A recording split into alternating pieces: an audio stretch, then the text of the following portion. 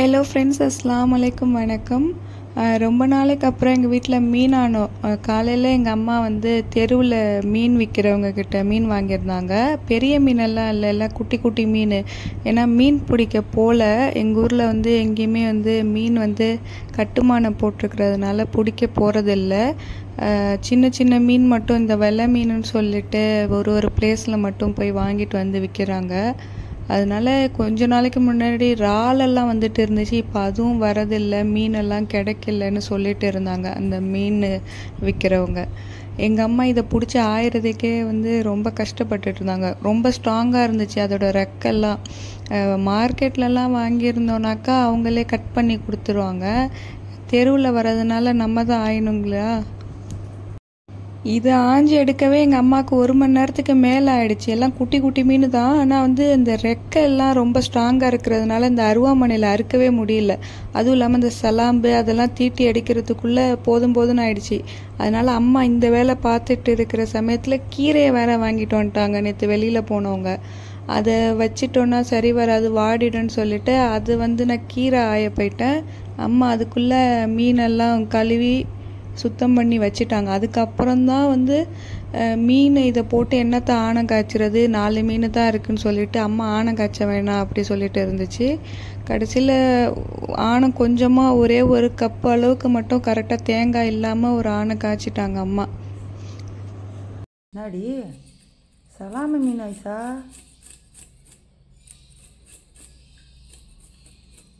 குடல் உப்பிடுச்சு. இது பண்ணா கத்தாழை பண்ணா இல்லை, கத்தாழை கடுக்கும். இதை பிடிச்சிட்டு வாங்கின்னு இருக்க. இதோட பேர் எனக்கு தெரியல. அம்மா தான் பண்ணா சொல்லுது, கத்தாழைன்னு சொல்லுது. எனக்கு தெரியல இதோட பேர் என்னன்னு தெரியாது.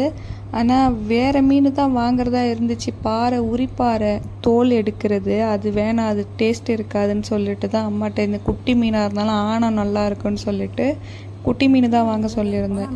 மீன் படாதுங்க. நான் சலாம்பு எப்படி எடுக்கிறது ஐசா? வரவும் மாட்டேங்குதுல. மீன் கொண்டு போயிடாது. பண்ணா கத்தியால சொல்றியா? இல்லை, சலாம்பு வரமாட்டேங்குது. ஒரு சின்ன சலாம்பு. எங்கள் ஊர் கடற்கரை பூம்புகார்லலாம் வருது மீன். ஆனால் கோலா மீன் மட்டும்தான் வருது. கோலா மீன் வர சமயத்தில் வேறு எந்த மீனும் வராதுன்னு சொல்லுவாங்க. இறால் எல்லாம் எதுவுமே கிடைக்காது. ஏன்னா கட்டுமானம் போட்டிருக்கிறதுனால எந்த மீனுமே வராது.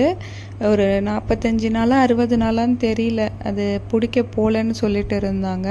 அதனால் கிடைக்கிறத வச்சு தான் எல்லோரும் இந்த மீனவங்கெல்லாம் தெருவுக்கு எடுத்துகிட்டு வராங்க. ரொம்ப கிராக்கியாக தான் இருக்குது இப்போ மீனெல்லாம்.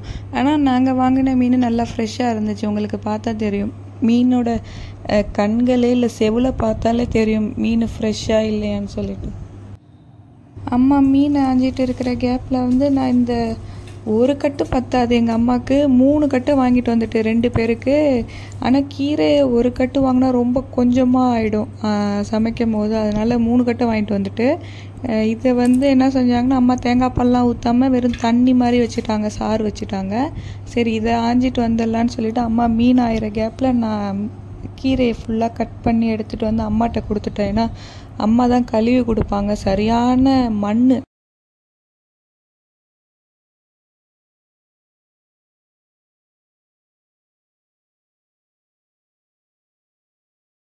இது நல்லா 2-3 வெங்காயத்தை போட்டு வதக்கு.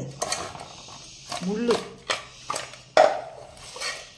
இதை எதை போட்டு காய்ச்சி இதை எதை போட்டு இருந்த எல்லாத்தையும் பொரிச்சிட்டா. சரி, பொரிச்சிட்டு ரசம் வச்சுட்டியா? இது ஆனங்காய்ச்சா என்ன இருக்குது பாரு. இதில் போட்டு இதை 4 போட்டு பொரிச்சிட்டு எடுத்து வச்சுக்கா. இந்த மீனை பொரிச்சிடுறேன். 2 பொரிச்சா போதும். 3 மீனை பொரிய.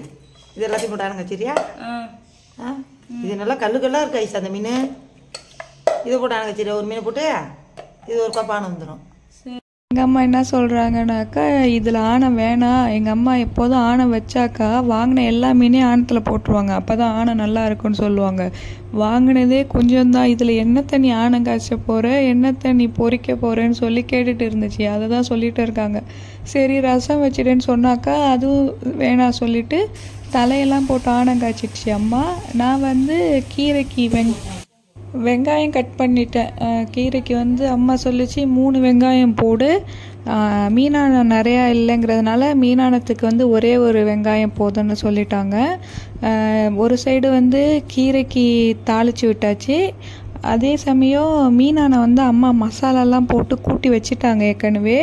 அது வேலையை முடிச்சுட்டு அது அந்த மீன் கழுவி விட்றதுக்காண்டி அந்த இடத்த சுத்தம் பண்ணுறதுக்கு அது வேலை பார்த்துட்டு இருந்துச்சு. சரி, அதுக்குள்ளே நான் வந்து இந்த வெங்காயம், இந்த தாளிக்கிற வேலை, இந்த அடுப்பு வேலை ஓரளவுக்கு முடிச்சிட்டேன். அம்மா வந்து அந்த மீனை ஆனம் காய்ச்ச வரத்துக்கு முன்னாடியே.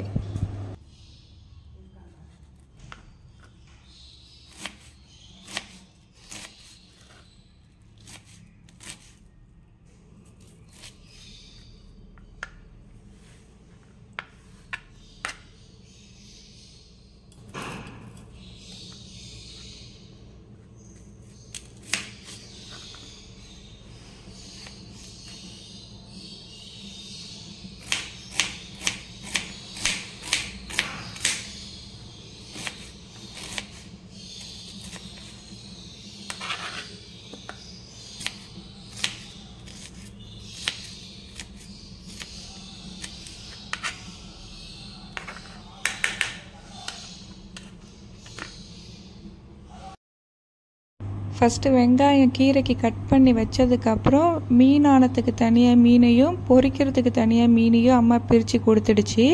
இது பொரிக்கிறதுக்கு மசாலா வந்து சின்ன வெங்காயம், பூண்டு, கருவேப்பிலை, ஒரே ஒரு ஸ்பூனு மிளகு இதெல்லாம் போட்டு மிக்சியில் கொஞ்சமாக தண்ணி ஊற்றி அடித்தாச்சு.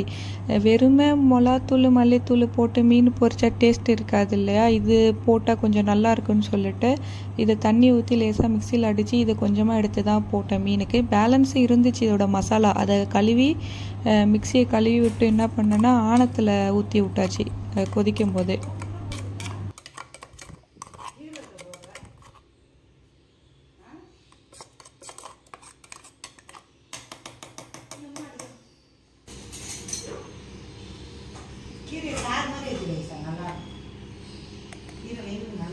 இதுதான் மீன் பொரிக்கிறது.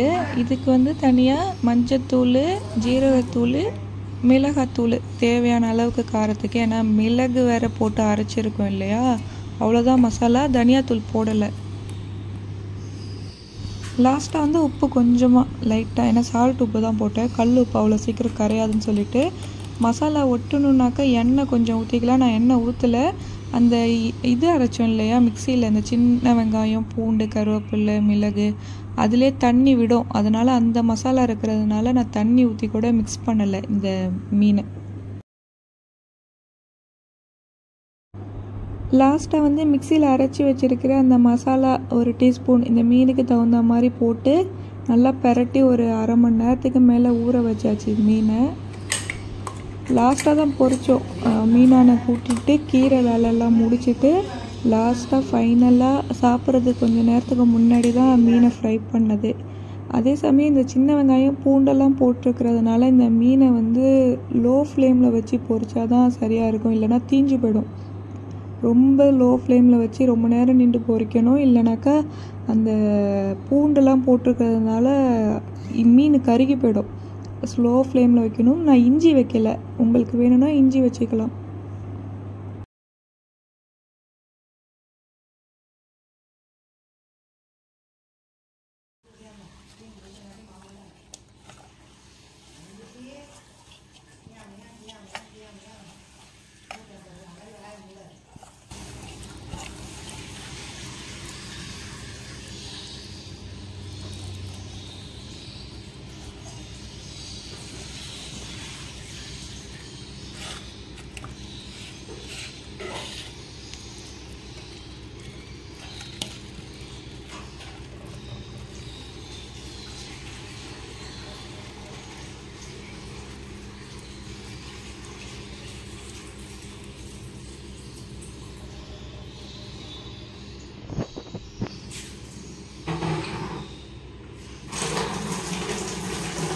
மீனை பெரட்டிட்டு சரி சைடில் வந்து கீரையை தாளித்து விட்டுடலான்ட்டு எண்ணெய், கடுகு, பழுத்த மிளகா போட்டுட்டேன். அதுதான் நான் பண்ண பெரிய தப்பு. கீரைக்கு லாஸ்ட்டாக கூட போட்டுருந்துருக்கலாம் அந்த மிளகா, இல்லைன்னா காஞ்ச மிளகா போட்டிருந்தாலும் தெரிஞ்சிருக்காது. நான் இதே மாதிரி எனக்கு முன்னாடி நடந்திருக்கு. எண்ணெயில் போட்டதுனால வெடிச்சிடுச்சு. இப்போ பார்த்தா உங்களுக்கு தெரியும், வெங்காயத்தில் வந்து மிளகாவை காணும் பாருங்கள். அது வெடிச்சு அந்தாண்ட எங்கேயோ போய் விழுந்துருச்சு. அதுக்கப்புறம்லேருந்து நான் நிற்கவே இல்லை. எங்கள் அம்மா கத்திட்டே கிடந்தாங்க, பார்த்து வேலை செய்ய தெரியாதா சொல்லிட்டு. இதில் ஒன்றுமே இல்லை, கீரையில் வந்து ஜஸ்ட்டு வெங்காயத்தை தாளித்து விட்டு தண்ணியை ஊற்றி அம்மா கொதிக்க வைக்க சொல்லிட்டாங்க. மற்றபடி இதில் வந்து தேங்காய் பாலோ எதுவுமே ஆட் பண்ணல. ஜஸ்ட்டு வெங்காயம் போட்டு தாளிச்சிட்டு கீரைக்கு தண்ணி ஊற்றி வேக வச்சோடனே அது வேலை முடிஞ்சிட்டு, சைடில் வந்து அம்மா வந்து மீனானை ஏற்கனவே தான் கூட்டி வச்சுட்டாங்க. மசாலா என்ன போட்டுச்சின்னு தெரியல. கண்டிப்பாக அந்த மீனானத்துக்குள்ள மசாலா வந்து மிளகாத்தூள், மல்லித்தூள் அவ்வளோதான் போட்டிருக்கோம். நான் தான் சொன்னேன், அந்த எக்ஸ்ட்ரா மீந்து போன அந்த சின்ன வெங்காயம் பேஸ்ட்டையும் அதில் ஊற்றி கொதிக்க வச்சுட்டு லாஸ்ட்டாக அம்மா வந்து மீனை போட்டுருச்சு. லாஸ்ட்டாக மீனையும் நான் கடைசியாக சாப்பிட்றதுக்கு முன்னாடி நான் மீனை ஃப்ரை பண்ணிட்டேன். அவ்வளோதான், மற்றபடி ஒன்றும் இல்லை. ஆனால் இந்த வேலை முடிகிறதுக்கே மணி 2-2:30 ஆகிடுச்சு. ஏன்னா மீன் வாங்கினது 11:30 அந்த டைமில் தான் வாங்கிட்டு வந்துச்சு அம்மா.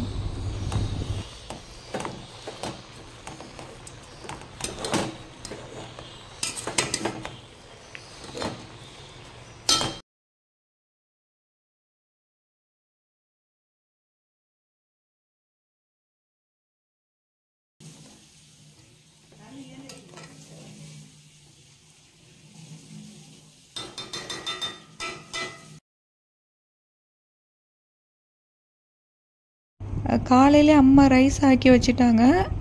ரைஸ் குக்கரில் போட்டுட்டாங்க. எப்போதும் வடிக்கிறவங்க டைம் இல்லைன்னு சொல்லிட்டு ரைஸ் குக்கரில் போட்டுட்டாங்க.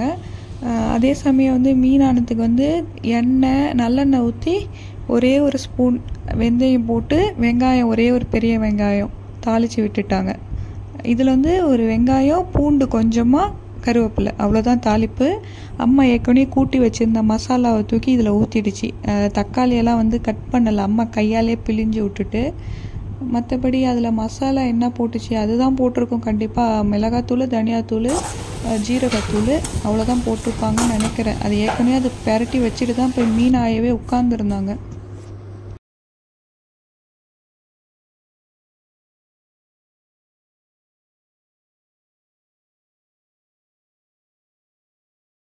கீரை வந்து சைடில் வெந்துடுச்சு. ரொம்ப நேரம் மூடி போட்டு வேக வச்சதுனால வெந்துடுச்சு. இது வேலையை முடிச்சுட்டு கீழே இறக்கிட்டு அம்மா மீனானத்துக்கு கரெக்டாக வந்துடுச்சு அடுப்புக்கு. இது ஏற்கனவே கூட்டி வச்சுருந்ததை தூக்கி ஊற்றிட்டு மிக்சியில் கழுவி வச்சுருந்த அந்த பேஸ்ட்டையும் ஊற்றி ஒரு கொதி விட்டதுக்கப்புறம் மீனை தூக்கி போட்டு இறக்கியாச்சு. அவ்வளோதான், மீனான முடிஞ்சிடுச்சு, கீரையும் முடிஞ்சிடுச்சு.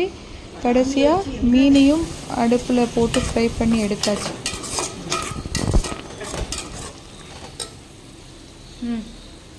ஒரு மீனை கொடுத்து ஒரு ஆணுமா போடு போடு முன்னே எவ்வளோ கொதிக்கும். சரி, அடக்கிடலாம், போடு. மரக்கண்ணி பிடிச்சி போடணும். இது போட்டோம்னா போடு.